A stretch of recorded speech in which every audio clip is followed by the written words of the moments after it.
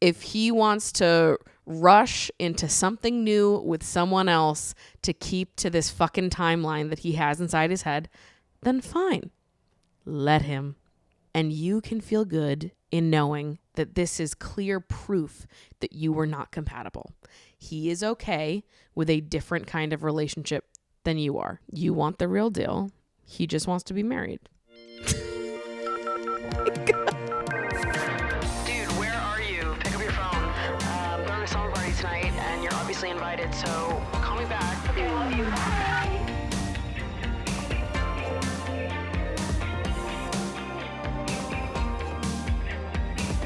What's up, you guys, and welcome back to Emotionally Online, the weekly slumber party for spilling guts and sharing secrets, hosted by yours truly, the one and only Maddie Drosbeck, inventor of sleepover, keeper of secrets. What's said at the sleepover stays at the sleepover. Welcome to the show, lover girls. Happy to have ya. New faces, old faces, whatever it is. Happy to have you here. Everyone's invited. Come on now. You know how it goes around here. I'd like to officially announce that I have been having an I Like It by Enrique Iglesias summer. And I would like to be clear that I have been having an I Like It by Enrique Iglesias summer since before this song seems to have resurged on social media. I don't know if I'm just that fucking plugged in to the culture right now that I knew somehow deep in my bones that I Like It was going to have a resurgence. I don't know. Or maybe if I am the resurgence. Yeah, I started it. And there's nothing more to say about that. That reminds me of in high school, my friend Kayla and I, we were convinced that we coined the term struggle bus. Like, and to be honest with you, it's been so long that at this point I'm like, wait, like, did we? Like, did we coin the term struggle bus? But this summer, I'm having an I Like It by Enrique Iglesias summer. And really what that means is I'm leaning into the heat. I'm being flirty. I'm being sexy. And I'm listening to Jersey Shore classics no matter where I am, whether I'm on the boardwalk or stuck in my apartment. Or not stuck, but rather choosing to be in my apartment because I need to be near an air conditioner at all times or I become a bitch. We all know that. Don't want to be near me if I'm hot. And it's getting really hot in New York. Like, it's so unenjoyable. It's getting to the point where it's actually a struggle to leave the house on the struggle bus. Some would say, just leaving the house to go get groceries. I'm like, it's too hot out. I'm going to go outside and it's going to ruin the rest of my day. Also, like, fuck having a good hair day in this humidity. I go outside for 4 seconds. I have like pin straight hair, did it all good. It's all sleek and shiny and beautiful, gorgeous even. Go outside, all of a sudden it is frizzy as hell and also tangled as hell. Oh my God. I thought I was going to have to rip my whole head of hair out after spending a night out last week. To celebrate 15 years on YouTube, of course. We hit the bar. We were having a good time. We were outside for most of the night. And when I came home, I literally couldn't brush through my hair. And it's because of the humidity. I wasn't even doing anything crazy. We were literally sitting talking. Like, what business did my hair have being in a knot after that? It is literally just the air outside. That's cuckoo bananas. So some friends and I went out to a bar to celebrate my 15-year YouTube anniversary, and it was really an opportunity to be flirty. And that is the vibe that I'm bringing to the function this summer. It's a make-out summer, regardless of if you are actually making out or not. This is the I Like It by Enrique Iglesias energy of it all. Baby, I like it. The way you move on the floor. Baby, I like it. Come on and give me some more, okay? We're talking just like sexy, sweaty. I want to see upper thigh and I want to see midriff like nobody's fucking business, okay? So there I was, walking up to the bar, going to get a drink. All of a sudden, I've got 3 people talking to me and I'm like, you know what? Fine. I'll play along. I'll flirt. Listen, it's been a minute since I've been in the dating, flirting game, particularly IRL. Obviously, I started dating again a couple months ago, but that's been mostly online and on dating apps. It's been a minute since I have been out and about and open to flirting at the same time, okay? She's been a little closed off for the last couple years for a range of reasons, some discussed on my Patreon last week. So we'll leave it at that, but it's been a minute for me. And there I was at the bar, flirting it up, and I left being like, ugh. There is nothing better than flirting with people you have no intention of speaking to again. There is nothing better than that. And honestly, it was like revisiting the ancient texts for me. I used to be such a lover of saying something bananas and then locking my phone and going to bed. I used to be such a major perpetrator of sending the nastiest, raunchiest thing my brain could think up and then immediately going to sleep. Same energy works so well with IRL flirting, but doing so much less. You don't have to be raunchy at all. You're just leaning into the flirting, being a little extra, doing the most, being extra flirty. Zero intention of ever seeing them again. Just enjoying the moment, living in those vibes. Getting to do that last week, I felt like I was reconnecting with a version of myself that I haven't seen in so long. I was like, oh, yeah, this is what life is about, babe. I love flirting hard, heavy-handed flirting with people I never intend to meet up with, hook up with, even make out with. Past that point, I didn't make out with anyone. Despite me saying it's a makeout summer, I literally was strictly flirting, but that was my vibe. This is the energy that I've been on. I was talking about this on the Patreon last week, where it's like, not only is it a makeout summer and nothing else. I want to make out and do nothing. Nobody try to progress things or escalate it further. I have no interest in hooking up. I just want to make out. And also, I have an interest in heavy-handed flirting with no escalation at all. No makeouts, no meetups, no hooking up, no even discussing it further. Saying something so truly hot and diabolical and flirtatious and then being like, and I gotta go now and I'm going to bed. I'll see you guys later though. You have a good night. And then you just leave. This is something fun that I like to do. And I forgot that I liked to do it. So I've been reconnecting with a version of my past self lately. We're having a good summer, and I Like It by Enrique Iglesias summer. You come to me bringing I Like It by Enrique Iglesias energy, or you don't come at all. Girl, please excuse me if I'm coming too strong. Please excuse me. I'm going to do it anyways, though. Ooh, and then I'm going to leave. I'm going to leave as quickly as I came. Girl, please excuse me if I'm coming too strong. But tonight is the night we can really let go. And by let go, I mean you letting go of this idea of me that I've created in a 30-second time space. Because I'm gone. I already left the bar. I'm at home. I went to bed. I locked my phone. You won't be hearing from me. Good night, everybody. And honestly, I'm telling you, this is a major key. If you don't flirt when you're out and about, if you don't bring flirting into your life enough because you're too nervous or too scared, I swear to God, you take this kind of approach, you'll never be worried about it again. Because it's like, I'm probably never going to see them again. I don't really intend to. I'm flirting for the joy of flirting. Okay? It's an energy I bring with me to the function when I'm feeling social and open to it. And these days, I'm feeling social and open to it. What can I say? Brand new segment I'm bringing to the emotionally online cinematic universe. And that segment is called And I've Always Said That. And I've literally always said that, bestie. Everyone knows it. Everyone's been talking about it. I have literally been saying that. And I've always fucking said that. This is a quote that comes out of my mouth at least 3 times a week. Anytime I hear anyone give me a hot take that I'm like, oh, absolutely. My immediate response to hearing that hot take is always me saying, and I've always said that. Even if I've never said it before in my life, it does not fucking matter. You give me a hot take that I agree with, and I've always fucking said that. And I was the first person who ever said it. And I've been trying to get people on board with this for years. So Lover Girls, please welcome to the podcast. And I've always said that. A segment for sharing my hot takes. My hot take of the week.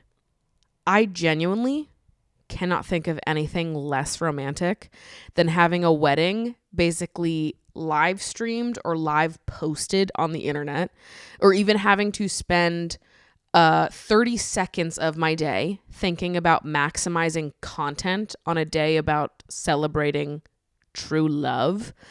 Additionally, I think there is something a little bit dangerous in insinuating that you owe your followers the kind of intimacy of feeling like they attended your wedding because without them, your bills don't get paid.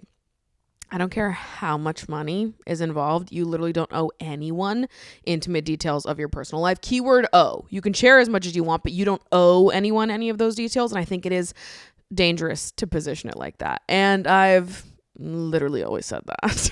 I just feel like there's this new trend of every social media personality that gets married. Everyone's, number one, calling it the royal wedding, and people are hiring people to live post on TikTok and Instagram and whatever at their wedding. I don't know if maybe this is when Boomer Maddie comes out to play in my long form supremacy hat. Okay. I get it. I'm a YouTube girl. I'm a long form girl. I don't claim to fully understand what the fuck is going on short form platforms. I don't think I ever will. Maybe this is one of those moments where I'm like, somebody's going to look at this and be like, you just don't fucking get it. And I'm going to be like, you know what? You're right. I don't. Because I can't imagine why someone would want to have their wedding live streamed, live posted, whatever the fuck. That feels bizarre to me. I love the idea of getting your photos back or a video back from the photographer and videographer months later and posting a little dump, letting people know what was going on, doing a little long form recap, but outside of the present moment. There's something about the live factor of it all that I'm just not into. When I'm getting married, I want to hire people to do photography and videography, not social media style. I want like classic cinematic type documenting of this moment. And if I want to use those videos or those photos in a creative project that I do, then I will do that, you know? But also like that's half the fun of it for me is like taking the content and turning it into something else, turning it into a video, a digital scrapbook, using it as B-roll while I'm doing voiceover, or I don't know, just putting my own little spin on it, on my own timeline, on my own terms. You know, like when you as an audience member consume pieces of my life or bits of information from me, it is rarely, if ever, in real time. I am almost always posting on a delay. Number one, because it's editing time. I do mostly long form content, but even my short form content, most of that is not in real time either. And I prefer it that way. And I actually, funny enough, I had something about this written in my notes like a year ago in just observing how there was this shift happening where people were posting in real time a lot more often than they used to. And there's been more of this shift happening where people are living at the same exact time that they're posting. There's no editing time or turnaround time or even time to like sit and think before you post. You're literally just recording a 30-second TikTok video, immediately uploading that shit and not thinking about it. And obviously that is not how my brain works, but it is interesting to witness this like new generation of content creators, how a lot of it is this like IRL, same day, same time turnaround, that to me feels like a violation of privacy. Like I don't want to share things in real time. I need to go experience the moment for myself, document it here and there, and then do the creating separately from the moment itself. Do you know what I mean? Like I don't want to post things in real time. I want to have time to sit back, soak everything in, have my reflections, have something more meaningful to say than just like, here, this is happening right now. Right now it's happening and I didn't think more than 15 seconds before uploading this video. Like I actually don't want to do that. I understand it's easier. And it's like, again, this culture of convenience that we're moving towards that I just fucking hate. I hate all of it. I think that there needs to be a major switch back in the opposite direction. I want y'all to start taking so much fucking longer to post videos. Every podcast, I need you to now switch your posting schedule to every 2 weeks instead of every one. We've gone too far. Like we need to take more time on the things that we're creating. This is not me saying the podcast is going to every 2 weeks instead of every one. It's very much not. But you get the sentiment here. You get the point. For a wedding specifically, though, I'm like, when I think about being married, when I think about my wedding day, I wouldn't say that I'm someone who has dreamt about a wedding my whole life. I've definitely thought about it, you know? But like when some people are like, I already know what my wedding dress is going to look like. I know everything. I'm like, I don't. I haven't thought about a lot of those things, but I think about some of it, you know? I've thought about like how big I'd want my wedding to be, if I want a big wedding or a small wedding. I think the reality is I have a really big family, so my version of small is probably already big by default. Obviously I've thought about photography style, videography style, but those are things that I already know about myself because I'm just cued into that. Also worth noting for any new listener of the show, not that you didn't already understand this from me having I Like It by Enrique Iglesias summer, but I am very much single and nowhere near married. But if I was gonna get married fucking this weekend, when I tell you when that weekend comes, you bitches would not be seeing me post it up on Instagram. Now to each their own, right? But as Emotionally Online's resident romantic, I feel qualified to say that I don't find the like news level social media coverage of a wedding to be romantic in the slightest. And I do not understand why anyone would want to do that. It just seems miserable. Even if you have someone else to document and do the content for you, I'm kind of like, nobody needs to know that. Nobody needs to get the real time recap of my wedding as if they're also there. You're not there. You are not there because I do not know you. I want to spend this day with my new fucking married partner, fiance turned husband, wife, whoever. I want to spend it with them and my best friends, my family members, all these other people. I do not need anyone from the internet knowing what is going on my wedding day in real time. I think that things should be on a delay. I don't think you need to know the second that it's happening. When I get married, social media content is not even in the top 20 of my priorities. Obviously, I want it to be well documented, photo, video, but creating social media content from that is just not. I want it documented for my own memories.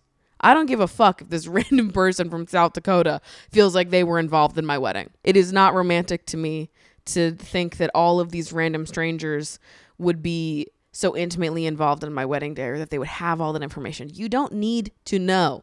You don't need to know. You need to know what I tell you. And what I don't tell you is none of your fucking business. And when I tell you it is going to be on my terms. And there are some things in life that I would like to keep just for me. Just for me. At least for a little bit. You know what I mean? Let me keep it just to me for a couple months. And then I'll tell you. And then I'll show you. Whatever it is. I don't like IRL posting. I don't. I think there needs to be a delay. Whether it is 2 days or a week or a month or a year, or you never share it ever at all. Like, I think that some moments should just be for you. And a wedding seems like a perfect example of something that should just be for you. Now, obviously, when I get married, you guys will fucking know. But I can promise you it won't be in real time. Nay. It will not be in real time. You will not have intimate access into what my wedding day looks like on the day itself. I don't like that at all. I don't think it's romantic. And I've literally always said that. Is the wellness world making you feel like you're just not doing enough lately, not drinking enough water, don't have the most extensive skincare routine possible? When really what you should be doing is probably seeing a real doctor. One that can actually help you figure out what the right health plan is for you, not just what the most trendy plan is. And ZocDoc makes that part easy by giving you tons of doctors to choose from and letting you book in seconds directly on their website. If you've never heard of them, ZocDoc is a free app and website where you can search and compare high-quality in-network doctors and click to instantly book an appointment. With ZocDoc, you can book in-network appointments with over 100,000 doctors across every specialty. From mental health to dental health, primary care to urgent care, dermatology, whatever it is, they've got doctors waiting for you over on ZocDoc. You can filter for doctors that take your insurance, are located nearby, are a good fit for any medical needs you have, and are highly rated by verified patients. And you can also filter based on specific preferences as well. If you want to make sure to get a female doctor or a doctor that speaks a specific language, doctors that have same day openings, whatever it is. Once you find the right doctor, you'll be able to see their actual appointment openings and click and instantly book an appointment right on the website. So stop putting off those doctor's appointments and go to ZocDoc.com/emotionallyonline to find and instantly book a top-rated doctor today. That's ZocDoc.com/emotionallyonline, ZocDoc.com/emotionallyonline. Let's hop on over to some of these audience submissions. Lover girls, listeners of the show, attendees of the slumber party, if you have anything going on in your life that you would like to submit to maybe be discussed on the show, topics, advice requests, am I the assholes, literally anything your brain can think up, feel free to throw it on over in the submission box and I will maybe read it out on the show. So let's jump into our first submission here. A little over a year and a half ago, my boyfriend of 2 years, who I lived with and was raising a dog with, broke up with me the day after we spent Thanksgiving with both of our families, and it absolutely blindsided me and bowled me over. We had discussed marriage timelines and having children. I had gone to numerous family events with him, including his father's birthday dinner just earlier that month. Up until the day he dumped me, he was being as lovey-dovey as could be. Needless to say, I was shocked and devastated. I had to move back home, but I learned a lot about myself through healing from that breakup and even found myself feeling incredibly grateful that he broke up with me because in hindsight, the relationship wasn't a good fit. I was constantly emotionally dysregulated, and for whatever reason, I was not in a place where I could have been the one to break up with him. However, at the beginning of this year, a friend of mine alerted me to the fact that he had posted an engagement announcement, and unfortunately, I Googled his name and found their wedding website, and I found out he is getting married on our old anniversary following our marriage timeline. I think an added weirdness is that I had met her when he and I were together. They were in a larger friend group together that I was not allowed to usually hang out with or meet, but I had met at a cookout we did at our house once. I guess what I'm sitting with is if I am grateful to not be her, if I am undeniably happier without him and with the freedom that came with our breakup, why does it bother me so much that he is getting married on our old anniversary, which will be less than 2 years since our breakup? How do I let go of this situation and stop carrying it, the anger/betrayal, with me everywhere I go? I just feel in need of some serious big sister advice. First of all, what the fuck? When I first read this message, my jaw was on the floor. I was like, hold on. There's so many layers, right? First layer is it will never not be insane to me. I don't care what the fucking circumstances are to go through a breakup and then in under 2 years be engaged to be married to a whole new fucking person. Like, listen, I know we've all got differing opinions on this. I think that's crazy. I don't think that that is nearly enough time to grieve the ending of a relationship, to process and have time alone, to miraculously meet someone who is a good fit for you, to spend time with them, getting to know each other and building out the relationship, to then get to the point where you're proposing to be married. Like, I just don't think that's enough time.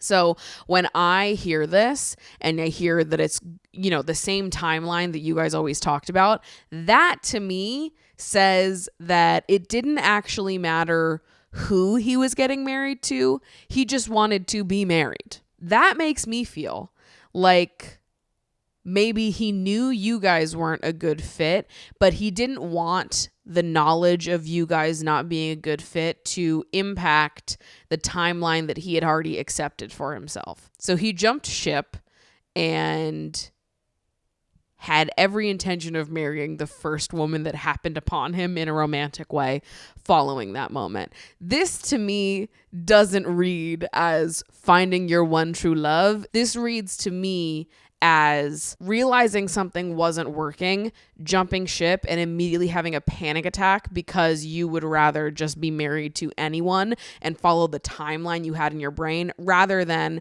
be single or have to accept that you may fall behind, putting that in serious air quotes, where other people around you are at in their life and how you're pacing towards the life that you thought you'd be living at this age. Obviously, you're going to be hurt. Obviously, you're going to see that and be like, ouch, right? Because you had this whole imagined future with this person. You were blindsided. In the moment, that is like so heartbreaking. You deserved more of a conversation there rather than one day everything's fine. You're having Thanksgiving with each other's families. You're so involved. He's so lovey-dovey. And then one day everything is fucking different. And in hindsight, you can look back and be like, it's actually better this way. I'm better off for it. We were not a good match. But you have to believe that that's a conclusion you could have come to eventually anyways. And you could have come to that conclusion in a way that was more respectful than how you reached it in actuality. You could have had a conversation about it. This could have been more of a joint decision. You could have been in the loop. He didn't have to blindside you. Like, you have to believe that you would have eventually learned that he wasn't the right fit for you. And it could have been discovered in a way that at least acknowledged a baseline of care and respect for each other. You're allowed to be upset at how he handled things, to also allow yourself to grow and let time and space from the situation change your opinion, to sit back and say, this was so not right for me. I'm so glad it didn't work out. And also, that hurts that in some ways you feel like he is getting to live out the life you promised each other with someone else. But the thing is that things like that don't happen overnight. I am not someone, you'll never convince me of this. I will never believe when somebody goes through a breakup and then they're immediately in a brand new fucking relationship and they're like, they swept me off my feet. I'm just in love. It just happened. And now we're getting married less than 2 years later. Like, I don't buy it. I don't buy it and I never will. I'm so sorry. I think that you don't want to be alone. I just don't think that's enough time to break up, process a breakup, have the amount of luck it takes to find someone who is an actual good fit for you to explore a relationship, to do the exploring, to do the getting to know, to figure out all the things you have to figure out. Like, there are so many parts of life that I would want to go through with someone before committing to marriage with them. This is not enough time to explore all the things that I would want to explore in order to be certain about someone. Personally, there are a lot of people, again, that just don't want to be alone, that they want to keep to the timelines they want to keep to, and they will do anything at all to make sure that happens. They value something different in dating. That's fine. I can be a little shady about it, but that is ultimately fine if that's what they want to do. If you would prefer to just be married and settle down by a certain age and you're willing to make some concessions in order to make that happen, then go for it. You know what I mean? But you choosing not to do that and him choosing to do that, in my opinion, I think there is a very clear winner in this situation, and it is you. Like, I think at the end of the day, you will be the one who continues to be better off because of this. If he wants to rush into something new with someone else to keep to this fucking timeline that he has inside his head, then fine. Let him. And you can feel good in knowing that this is clear proof that you were not compatible. He is okay with a different kind of relationship than you are. You want the real deal. He just wants to be married.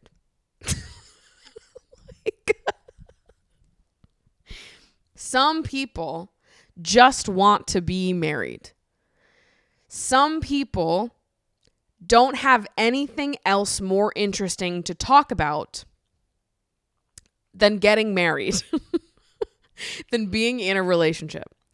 And it makes total sense that you would be hurt about this. And also, when we lay it all out in front of us, there is no universe where he, in the span of under 2 years, has miraculously found this picture perfect thing to replace you in all of these plans that you made. That is not what's happening.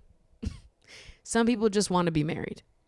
You are looking for the love of your life, a relationship that works for you, that sweeps you off your feet, that you feel comfortable with, someone that doesn't make you feel so dysregulated and anxious all the time, someone that makes you feel good. You're looking for the real fucking deal. He's looking to be married. So you know what? Let him be married. Congratulations, my friend. I hope you get everything you want. I genuinely, sincerely, no funny shit. I hope you get exactly what you want because I plan on getting exactly what I want. And I think that you can feel good about that. Wish him well.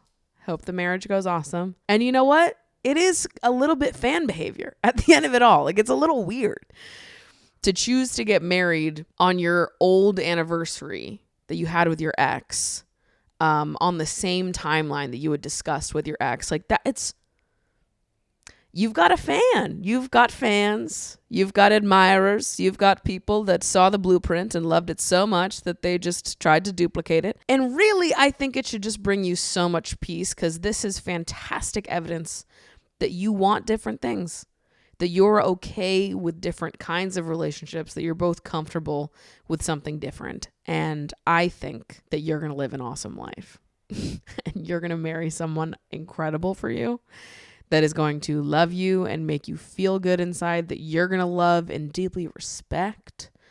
And he's going to be married. And sometimes that's all people want. So you know what? Godspeed to you.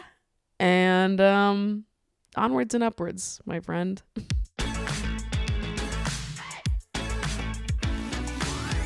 Hi, Maddie. I've always struggled with knowing when to ask questions. Usually, I'm very scared of being perceived as nosy or asking something too personal and causing a bad reaction or trigger.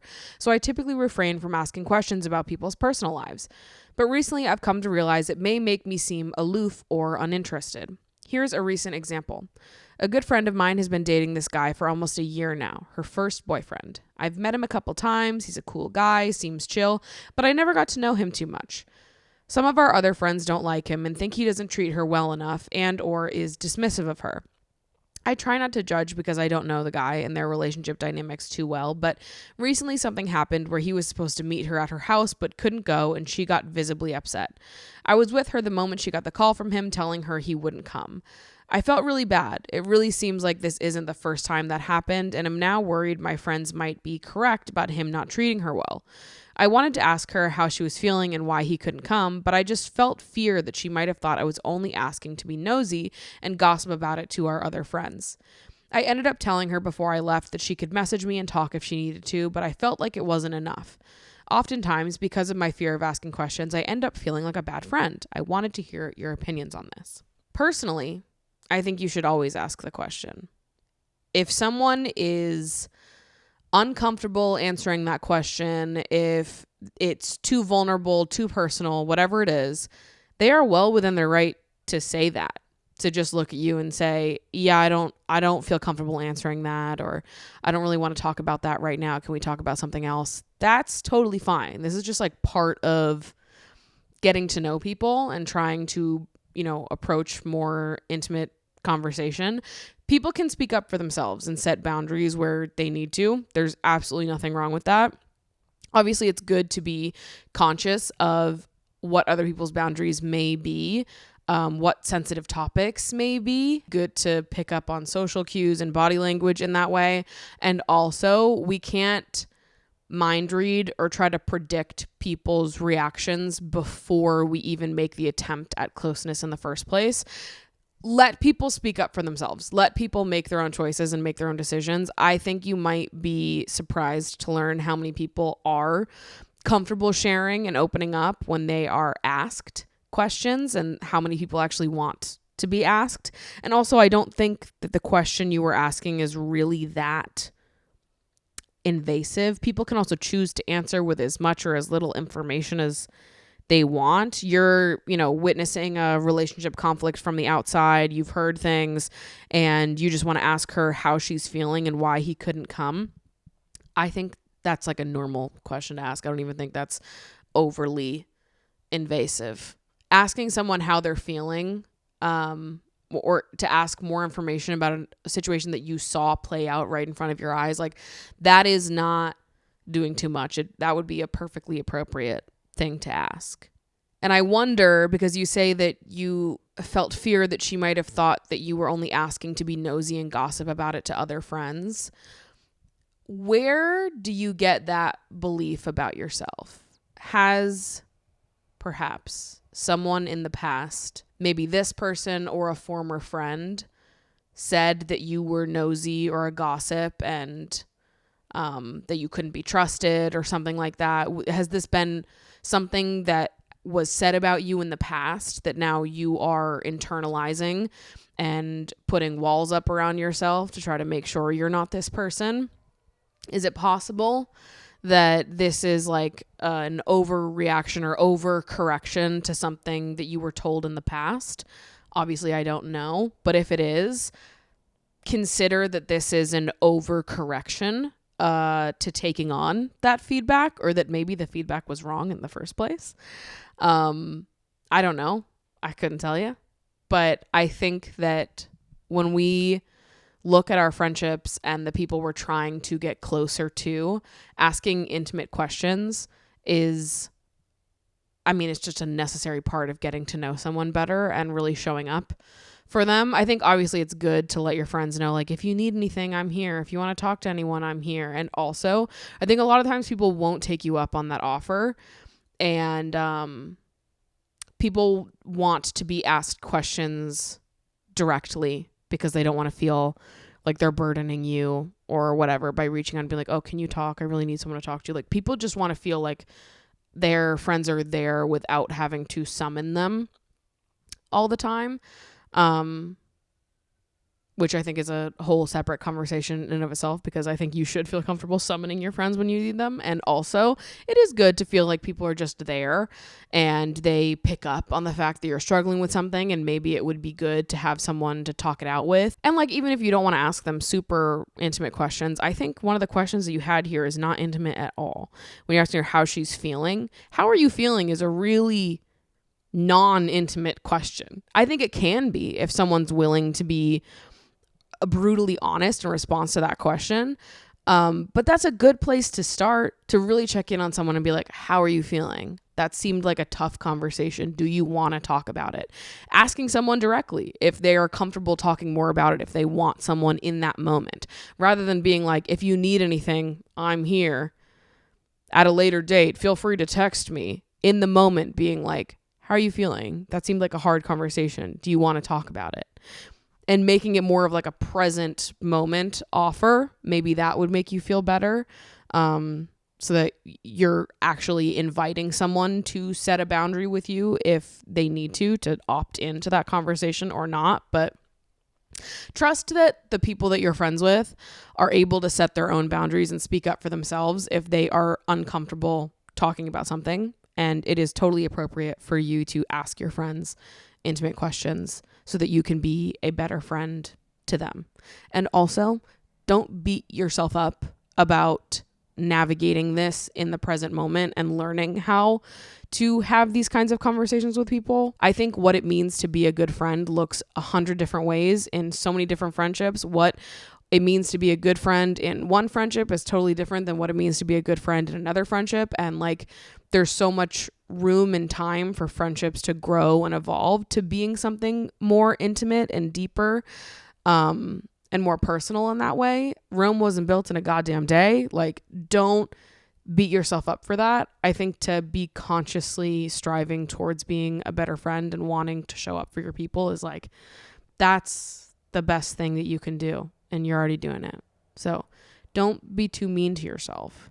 And yeah, just consider that the questions you want to ask and the intimacy that you crave with the people you're close to is not being nosy or gossip or overstepping. That's just like part of being a friend and, you know, building trust with someone else. All right, let's do one more here. Hey, Maddie, I was listening to an older episode, I can't remember which, and you were explaining how staying in New York was a big priority for you, and when you went on dates and they expressed interest in leaving someday, you knew that it wouldn't work out. I'm kind of in a similar situation, but the opposite. I love traveling, and it is my dream to live on every continent someday. I've already lived in multiple states and even Europe for a short period. However, everyone I've ever been romantically interested in has either expressed that they have no desire to leave the city they're currently residing in, or they say they want to travel as well, but then when the time comes to move, they freak out and change their mind. I know that the idea of moving is so scary for most people, but I also don't think it's something I can ever change my mind about because it is such a big part of who I am. I'm trying really hard this year to be more intentional with my dating and look for a long-term type of partner, but it is becoming very discouraging. Should I keep dating them and just see if they or I change my mind, or should I just be alone until someone actually has the follow-through to take that leap with me? I don't mind moving alone, but the older I get, the more I wish I had a partner to share these experiences with and also to aid in some of the stress that is uprooting my life. I have been single most of my adult life and am comfortable in that, but sometimes I worry my expectations are too high for people or that I'm ending possible connections without giving them a real chance because I'm so set on my future goals. Also, I have been told to pick a home base and just travel on vacations, but that's just not really my vibe and doesn't make me feel fulfilled in the same way. I am a nomad at heart. It makes total sense to me that people have told you that because this is what people say to anybody who has like a clear vision of what they want for themselves. They tell you to settle, they tell you to be more reasonable, to shrink what it is that you expect, but I'm going to tell you that I don't think you should change any of it. And if you want to find someone who wants to live this nomadic lifestyle with you and move around constantly throughout your life, then I think you should wait until you find someone who wants to do that with you. I don't think you should compromise whatsoever. I think it is a good thing to know so certainly what you want for yourself and for your life. And obviously flexibility is a good thing, but that doesn't mean giving up everything that you want. I think the word compromise has gotten a fuck ton of fucking PR, and I think we've also lost the meaning a little bit. Compromising absolutely does not mean throwing away everything that you want out of life, all of the things that you've dreamed of when you picture your future. I don't believe that compromise means giving up those things, the big things like that. If you want to spend your life with someone who doesn't want to settle down in one place and wants to travel a bunch and move around a lot, then I think you should wait and hold out until you find someone who is a right fit for you. Now, I think the hard part about being so clear on what it is that you want and the visions that you have for your future is that it is going to be harder to find that person. You're working with a smaller pool of people, but that's okay because ultimately when you do find the right person for you, it's going to make so much more fucking sense and make you so much happier. And I think it's a great thing that you're also comfortable doing this shit alone. I think the reality is you might end up meeting someone through your travels rather than dating in one city and staying here being like, I've got to find this person before I set off to do this thing. You might meet someone while you're doing the thing, while you're traveling, while you're moving about. Maybe you enter some type of community or you're in a group of people that love to do travel stuff, and maybe you book a group trip or two. There's plenty of group trip options out there. Seeing a new place and meeting a ton of new people that like to travel at the same time. Who knows? You might meet someone who has the same vision of what they want out of life that you do while you're already fucking doing the damn thing, rather than waiting around finding someone who wants to do it with you before you ever start it. You know? But I totally understand why you would be longing to have this person to share in those experiences with and to adjust and explore the new places with, to have something more solid and concrete while living a life that is so, fluid and ever changing. It's nice to have parts of your life that are consistent and help to ground you. It makes total sense to me why you'd be like really longing for this person and hoping to meet them now so you can get started on this like vision of a life that you have. But I think the reality is because it is so specific, it might take longer to meet that person. But just because it might take longer to meet that person doesn't mean you should compromise what it is that you want right now or down the line. I think that you are well within your right to want this kind of life and this kind of partnership. Yes, it is specific. Yeah, a lot of people probably won't want to do that, but that's okay. I honestly think that sometimes it's just accepting that it's going to take a little longer. It is a smaller pool of people, but that's okay. And honestly, it's a really great thing to be so clear and so specific about what you want. And don't let other people get in your head about that. Listen, there will be many people out there that encourage you to settle, that encourage you to just take what you can get, to, Find this person that is good to you and then mold your life around this person rather than building a life for yourself and then finding someone that fits within that life. This is what more and more women are doing, okay? We're not waiting for a partner to build the life we want. We're building the life we want first and then finding someone who fits into that afterwards. It's a different timeline. It's going to take longer, but you will be ultimately happier in the long run. So don't settle. Don't compromise. I think that this is a totally reasonable thing to want, and someone is out there. You just have to be patient. And sometimes it's going to suck. Sometimes it's going to suck so much, and you're going to doubt that they're out there, and it's going to be hard, and there are going to be moments where you do just want to settle. But at the end of it all, you're not going to. You're going to hold out. You're going to prioritize yourself and living the life that you want, and eventually you will meet someone who wants the same things that you do. Promise. Pinky promise. And I'm a beacon of truth on this subject because I am the emotionally online resident romantic. Okay. So I said what I said. I literally it's written into law at this point, basically. All right. I'm going to throw it on over to the post show now, where I'm going to talk a little bit more about my experience flirting last week, as well as some other hot takes and reflections that I've gathered up from a week of consuming content online. So if you're interested in hearing more about my flirty summer and the vibes that have been going on over here, feel free to join us over on Lover Girls HQ. The Patreon will be linked in the description down below. And regardless, I will see you guys next week for a brand new episode. Mwah!